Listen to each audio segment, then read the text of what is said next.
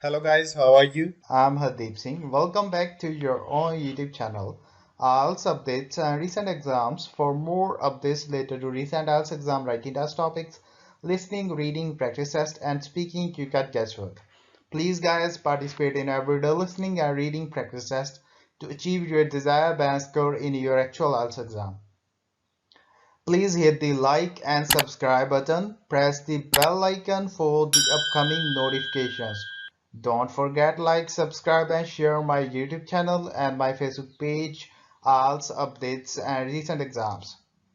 Now turn to part 1. You will hear a woman talking to a man about joining a drama club.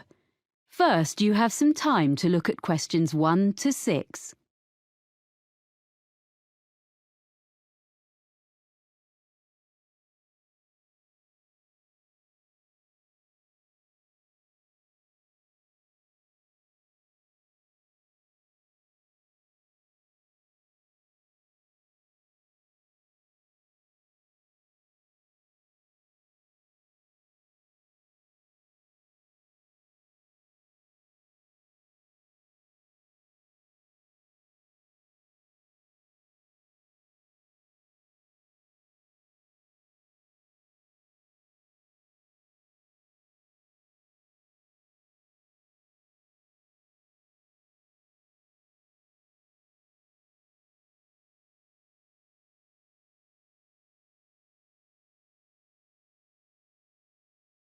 Now we shall begin. You should answer the questions as you listen, because you will not hear the recording a second time. Listen carefully and answer questions 1 to 6. Hello, Robert Gladwell speaking. Oh, hi. My name's Chloe Martin. I was given your name and phone number by Ben Winters. I work with him, and he said you're a member of Midbury Drama Club. Yes, I am. Well, I've just moved to the area, and I'm keen to join a drama club. Great. Yes, I can give you some information. We're one of the oldest drama clubs in the area, as the club started in 1957. We now have about 60 members. Our youngest member is 10, and our oldest member is 78. Oh, I think I saw a picture in the newspaper the other day of some of your members being presented with a prize. Yes, the youth section did very well in a competition and won £100, which will help with their next production. Anyway, tell me a bit more about yourself. Well, I've done a bit of acting. I was in a couple of musicals when I was at university, and a historical play more recently. We mainly do comedy plays. We get good audiences for that kind of thing. We haven't attempted a musical yet, but we might do one soon. Oh, when do you usually meet? On Tuesdays. Well, presumably I'll need to do an audition. Yes, there were a few auditions last Tuesday, and we'll be doing more at our next meeting, which is in 2 weeks' time. That's on Tuesday the 12th of March. There'll be another opportunity 2 weeks after that, which will be on the 26th of March. Oh, well, I can come to your next meeting, and if I don't get an acting part in a play, I'd be happy to help with something else. I've designed publicity before. Great. We're very short of people who can do that, so that would be really good. There are a lot of people who like making scenery, so we get plenty of help with that, but we haven't got enough people to do the lights at the moment. So if you think you can do that, or you have any friends who would like to, do bring them along. We can show you what to do if you haven't got any experience. I'll have to think about it. So, do you meet in the theatre? We do our performances in the Manor Theatre, but we only hire that for the nights of the actual performances. We meet to rehearse every Tuesday evening in the community hall. We rent a room there. Oh, I'm not sure where that is. I'll be coming by car because I don't live in the town centre. It's in Ashburton Road. As you're coming towards the centre, down Regent Street, you need to turn left at the crossroads. Oh, I know. There's a big car park down there, just before you get to a hotel. It's on the other side of the road from the sports centre. That's it. That's the closest place to leave your car, and you don't have to pay in the evening to park there. We meet at 7:30, and we usually finish by 9:30 or 10. OK. Before you hear the rest of the conversation, you have some time to look at questions 7 to 10.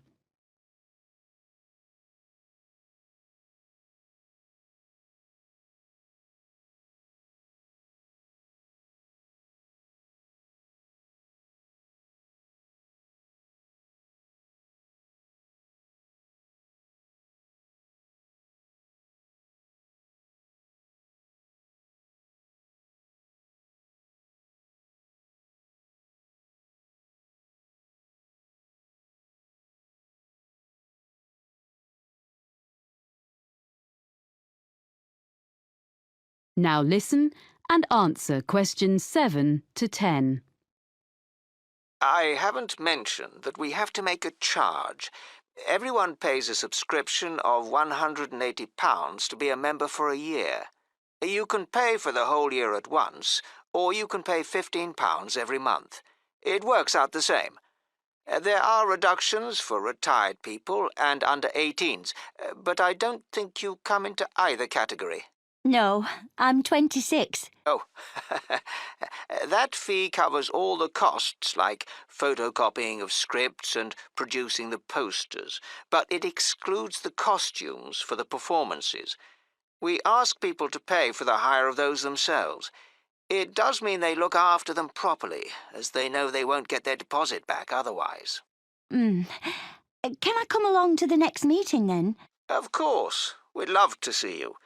And if you want to know more about how we run the auditions or the next play we're doing, why don't you give our secretary a ring? She'll be really pleased to help you. Oh, what's her name? It's Sarah Sordicott.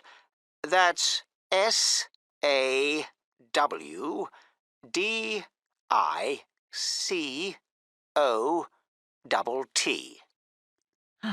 Got that. And her phone number? I've only got a mobile number for her.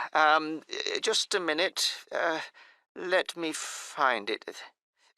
Yes, it's 07955 240063. Great. Thanks for your help. That is the end of Part 1. You now have 1 minute to check your answers to Part 1.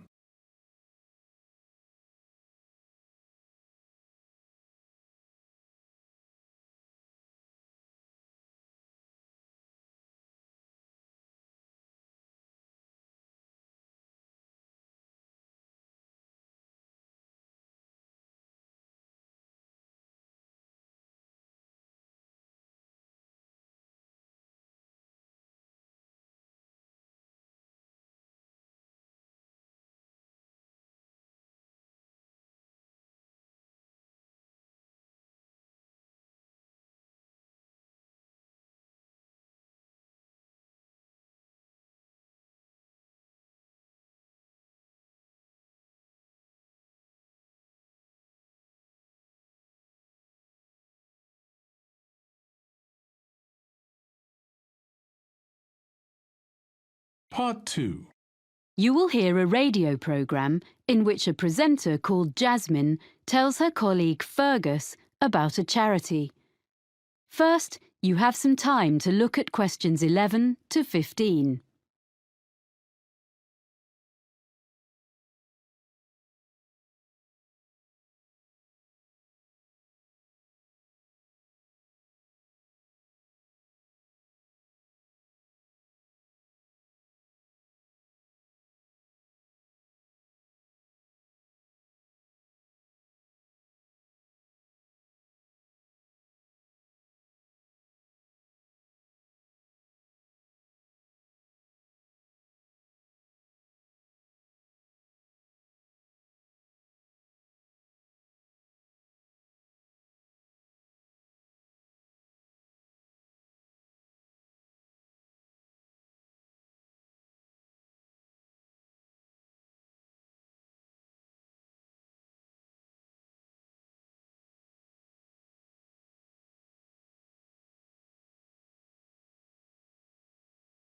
Now listen carefully and answer questions 11 to 15. And now here's Jasmine, who's come to tell us about this week's charity. Hi, Fergus. This week, I'm going to talk about forward thinking and their plans for the Colville Centre. So, in recent years, people have realised how useful the arts can be within healthcare. The idea behind forward thinking is to use the arts to promote well-being. The charity develops projects for people with special needs and health problems, and also delivers training to healthcare professionals in using the arts, as well as supplying them with information and advice. Forward thinking doesn't just run art and craft classes to distract people who are ill, or recovering from illness, but arranges longer-term projects and courses, as it's been shown that the arts can bring all sorts of positive changes in patients, including benefits such as shortening the length of stay in hospital and reducing the amounts of medicine they need. I see. Forward thinking has experience of working with a broad range of people, from young adults with learning difficulties to older people in homes or daycare centres and people with physical disabilities. The organisation's been around since 1986, and it gradually expanded during the 1990s. Then, in the new millennium, it was decided to find a memorable name. So it's been operating as Forward Thinking for several years, in fact since 2005. It's quite a locally based charity, mainly for people in the southern part of this region, which includes all rural and urban communities outside the city of Clifton, which has its own organisation. There are, of course, some similar charities in other parts of the country, in London and so on. And what's the present fundraising in aid of? Yeah, well, the charity needs funding in order to buy the Colville Centre. This is a former village school, which was built in 1868. It was modernised and refurbished by the present owners last year, so it's ideal for art classes and for small social events, performances, seminars and so on. Forward Thinking is fundraising to purchase the building so they can use it to continue running classes and so on for the general public, and eventually also for some of the people they help. Before you hear the rest of the talk, you have some time to look at questions 16 to 20.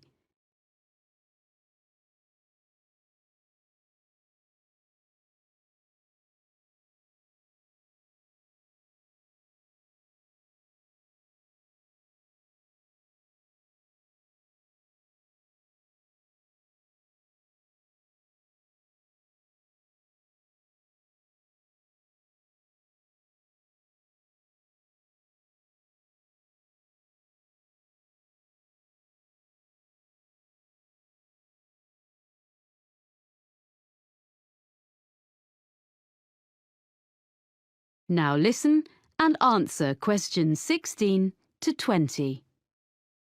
Right. So, can you give us a few ideas about what classes people might do there? Is it all art classes? Well, there are some very good art classes, but there are lots of other things going on as well.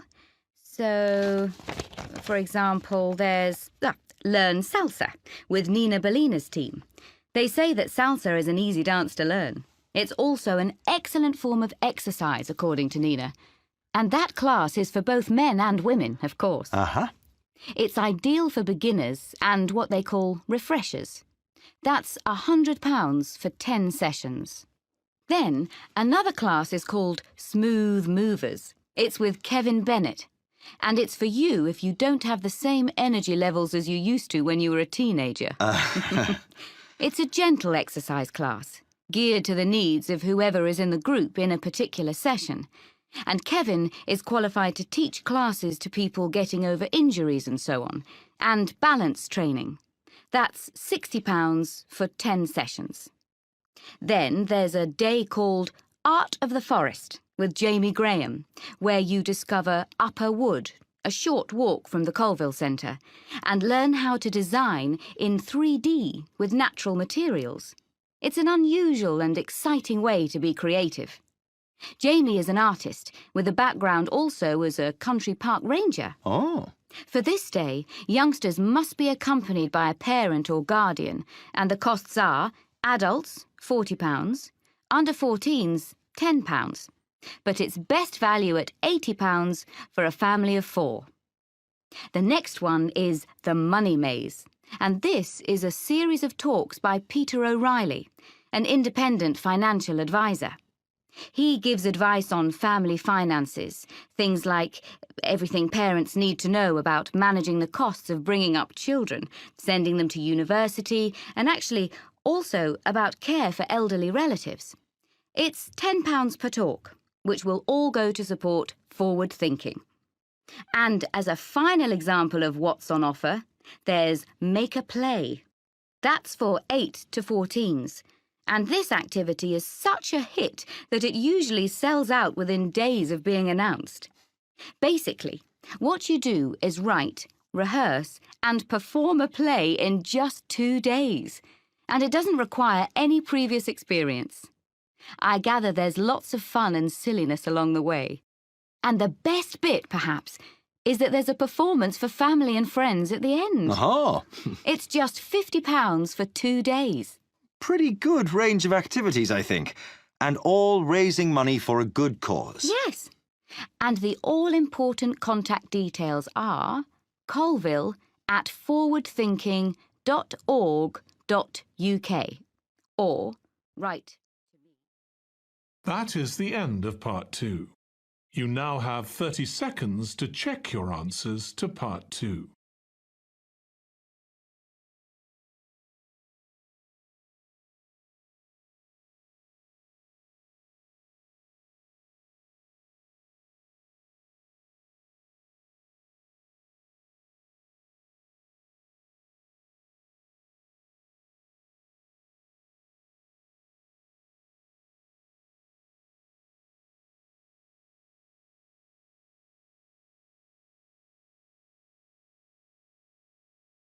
Part 3. You will hear 2 students talking to their tutor about a geography trip. First, you have some time to look at questions 21 to 26.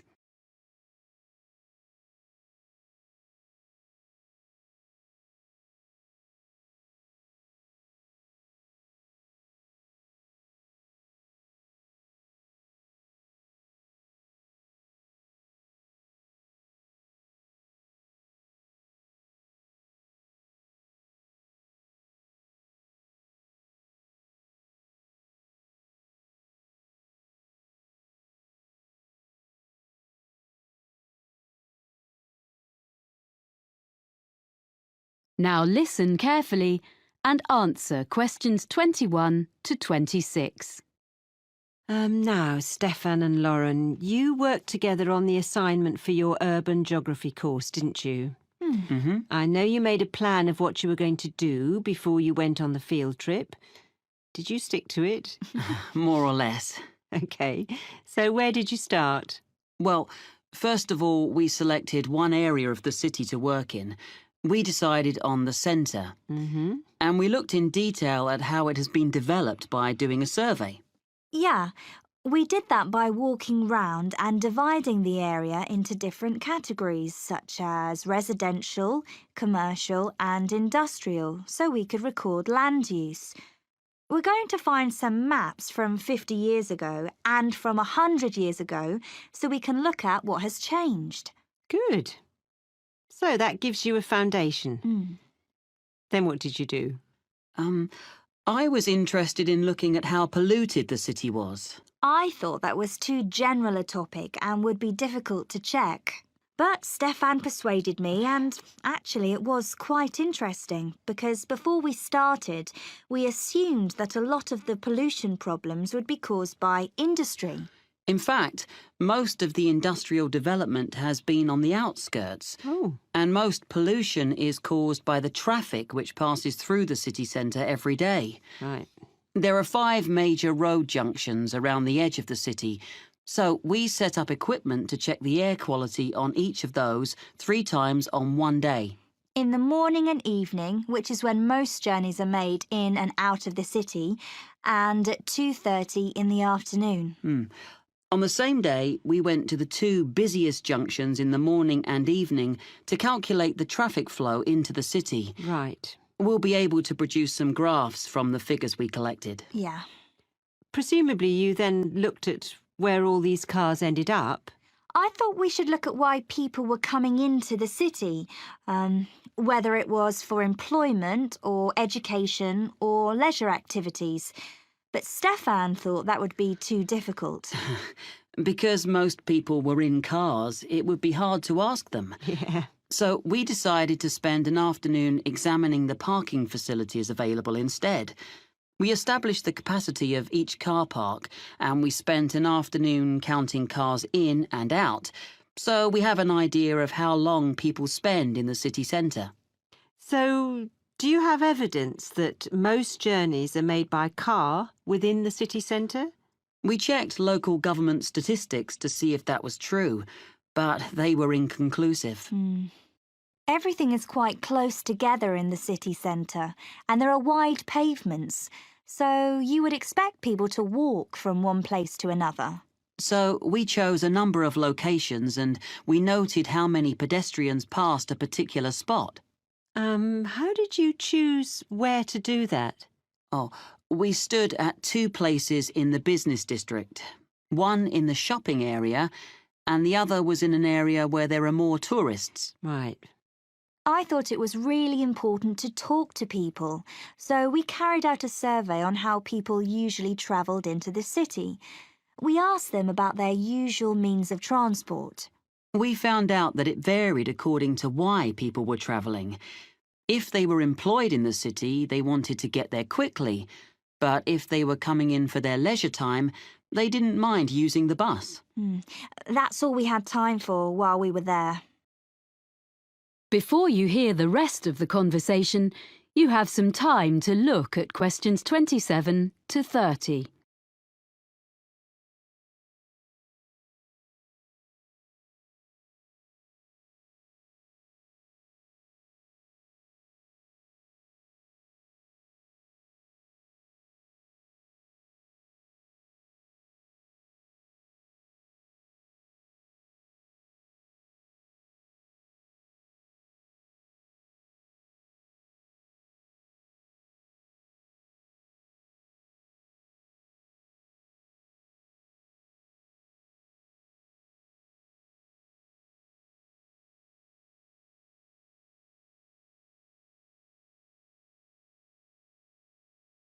Now listen and answer questions 27 to 30.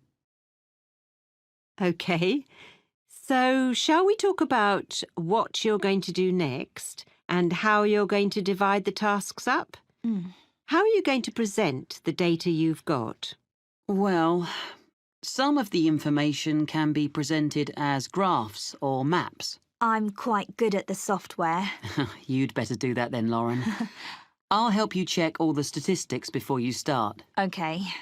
It's good to present as much as you can visually. Is there anything else you can use as visuals? We've got a lot of photographs which we can go through. We both took them, so some will be duplicated. It's going to take ages to go through them all. Maybe one of us should just choose some. It's better if you collaborate. That way you'll end up with the best of what you've got. That's fine. We'll do that. And when the graphs and maps are done, you'll need to write a report, an analysis of the data. Will you do that together? I think that should be my responsibility if we're going to share the work out evenly. I can use some of Lauren's notes as well as my own. OK. And finally, you'll be presenting your project to the rest of the group in a couple of weeks' time. We thought it'd be better for Stefan to do that, as he's got more experience at that kind of thing. I would prefer to have input from both of you, as I have to do an assessment. We'll take turns then.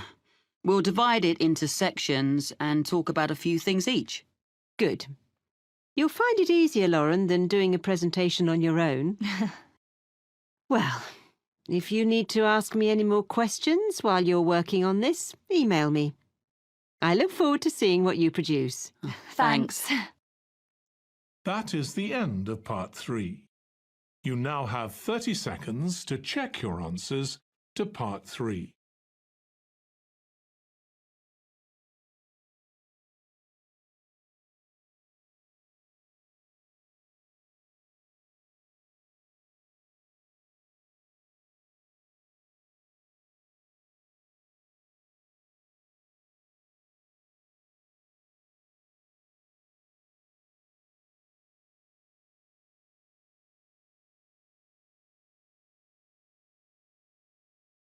Part 4.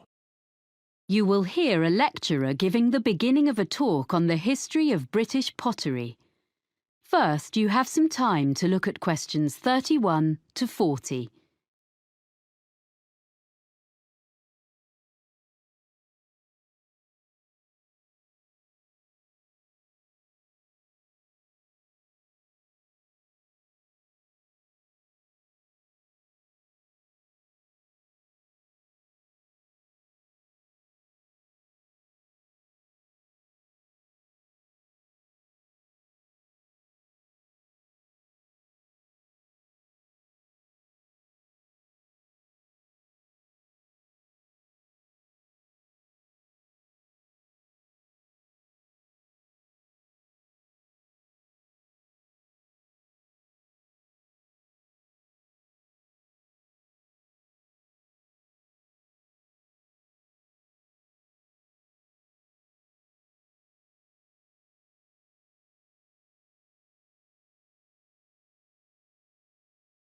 Now listen carefully and answer questions 31 to 40.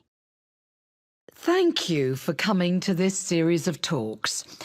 Before I talk in detail about the experiments and innovations of the British ceramicists, I'd like to give you a summary of the social and manufacturing background in which they lived and worked.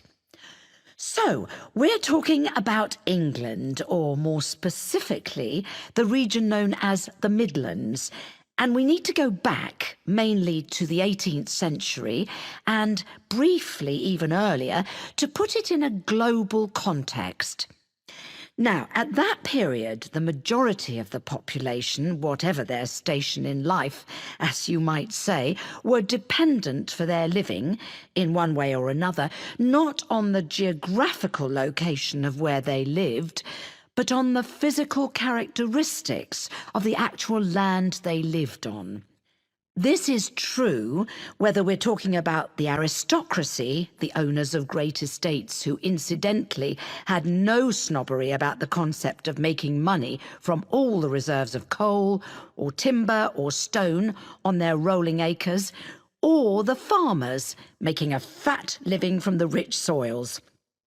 And besides these groups, and the less affluent ones, the deposits of iron ore and lead, the limestone and flint, and the brown and yellow clays also sustained the numerous industries in the area. It's important to recognise that it was already an industrial region and had been so for centuries. There were many Midland trades, some of them indigenous, some of them not. For example, there were immigrants from France who came as early as the late 16th century, and they were producers of glass. A century later, there is plenty of evidence that the variety of trades was enormous. There was brewing in Burton-on-Trent, silk weaving and ribbon making near Coventry, framework knitting around Nottingham, and of course in Cheshire men dug the salt, as we still do nowadays even, which in that era was sent downriver to the estuary of the Mersey. Now, among these well-established trades, one of the oldest of the local crafts was pottery. As you will probably be aware, ceramics has always been a mix of science, design and skill. And a good potter is, in a sense, an experimental chemist, trying out new mixes and glazes and needing to be alert to the impact of changes of temperature on different types of clay. For 200 years, up to the time we are concerned with, potters had been making butter pots and pictures and patterned plates, using the clay which was plentiful in the area where they lived, in a handful of North Staffordshire villages dotted along the low hills. Now I want to explain a little about the industrial processes which had preceded the great breakthrough in Germany in 1708. That's when the formula for porcelain was discovered, a secret that had been held in China for 1,000 years. In the Midlands, in England as elsewhere, there had basically been two kinds of pottery. The first is still known as earthenware. Now, this was a bit rough and ready, but it was deservedly popular for several reasons. To start with, it was relatively cheap, so it could be used by most households. This was because it could be made from local clay without any complicated processing or added materials. From the potter's point of view, there was another reason for its cheapness. This was that it could be fired in simple ovens or kilns, and at relatively low temperatures, so he didn't have to spend so much money on fuel to achieve the necessary heat. On the other hand, after one firing in the kiln, the problem with earthenware was that it remained porous, so had limited usefulness. So for most purposes, it had to go back in the kiln for a second firing before it became waterproof. And another thing was that it was extremely breakable. I mean, before it had even been sold. I suppose the potter wouldn't have minded so much if people just had to keep coming back for more every time they broke a jug or whatever. But it was very inconvenient because it meant there was a lot of wastage in the course of the manufacturing process. Anyway, for all these reasons, if people could afford it, and that would be all but the very poor, they would buy stoneware, a much tougher product. Now, for this, the potter used a slightly more expensive raw material, which was made by combining clay and flint, and this mixture was fired at a far higher heat, with the result that the ingredients vitrified. That is to say, in effect, the whole thing became glassy. And because of this, it was non-porous, and naturally this was regarded as a great advance. Well, that's the situation in the 18th century. Are there any questions at this stage? OK, so now we can go on to look at the age of innovation. That is the end of part 4. You would now have 10 minutes to transfer your answers to the answer sheet. So guys, don't forget like, subscribe and share my YouTube channel and my Facebook page, IELTS updates and recent exams. For more updates related to recent IELTS exam writing test topics, listening, reading, practice test and speaking, you got guesswork. Please guys, participate in everyday new IELTS listening and reading practice tests to achieve your desired band score in your actual IELTS exam. For more IELTS material, visit my official website www.ieltsupdatesandrecentexams.com. The link is given below in the description. If you need PDF files of latest IELTS material, then please join my Telegram channel. So guys, please write your score below the comment section. Again, thanks for listening. God bless you all guys. Stay tuned, stay safe.